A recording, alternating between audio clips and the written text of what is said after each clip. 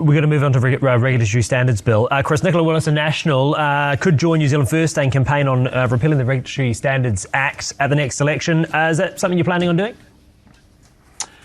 Well, she's just making a statement of the obvious, right, which is that we could do. We haven't made any decisions like that. We haven't got our policy in place yet for next year. We're in the middle of governing. I mean, the next election's around a year or so away. We're only 2/3 into this parliamentary term. We'll release policy next year, and let's wait and see where we go. We didn't campaign on. I mean, the facts are these. It wasn't National Party policy, right, in 2023. We formed a coalition with that. Neither was smoke-free 2025. Neither was cancelling regional wards. So when it's convenient, that wasn't our policy, you don't worry about. But when you want to use it as a defence, you say it was. Now, what that says to me, Chewie, is he knows. They know. National knows how bad this is. Because he's basically saying, gosh, no, nothing to do with us, nothing to do with us, nothing to do with us. Where it was a government bill, so it's 100% to do with them. This didn't get pulled out of the cake tin.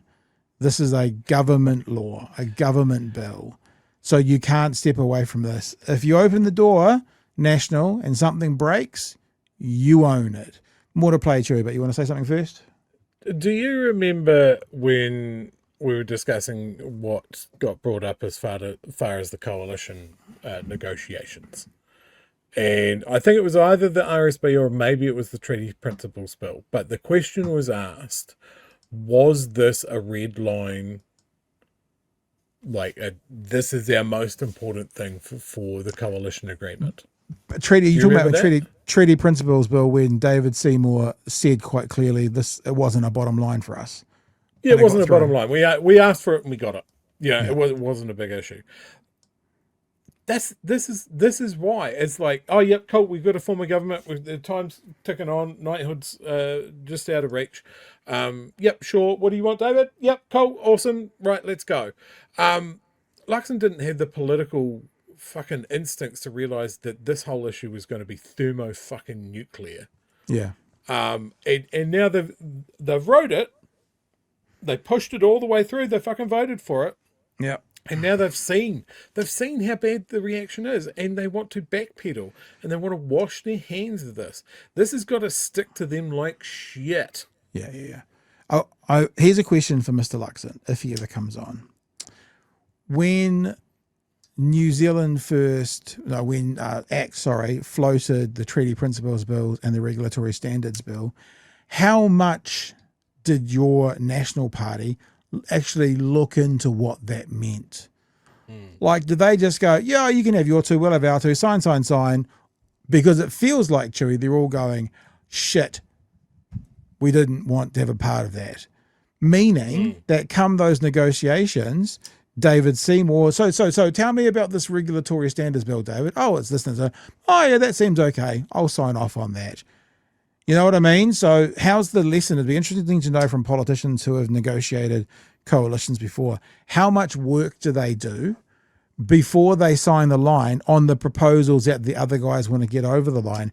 Or is Luxon such a poor negotiator that he just went, well, here's our two, so you're allowed two. Those are the two you want? Okay, sure, fine, no problems. Winston, what two do you? Okay, sure, no problems. Tick, tick, tick, tick, tick. With no looking at what they actually were. I get the vibe. I get the vibe that could be the case. It would make sense. Let's keep going because Kieran has a crack as well. It became government policy, and different political parties with their own different perspectives going into the next election. It's pretty straightforward. Why agreed with it? That's so weak. Like, they've only just voted for it a couple of days ago, like last week or something, and now they're saying, oh, well, we might campaign against it, we might not. That's a reasonable thing to say. I don't think it is. If you don't support it, why agree to it and why vote for it? And it's exactly the same with New Zealand First.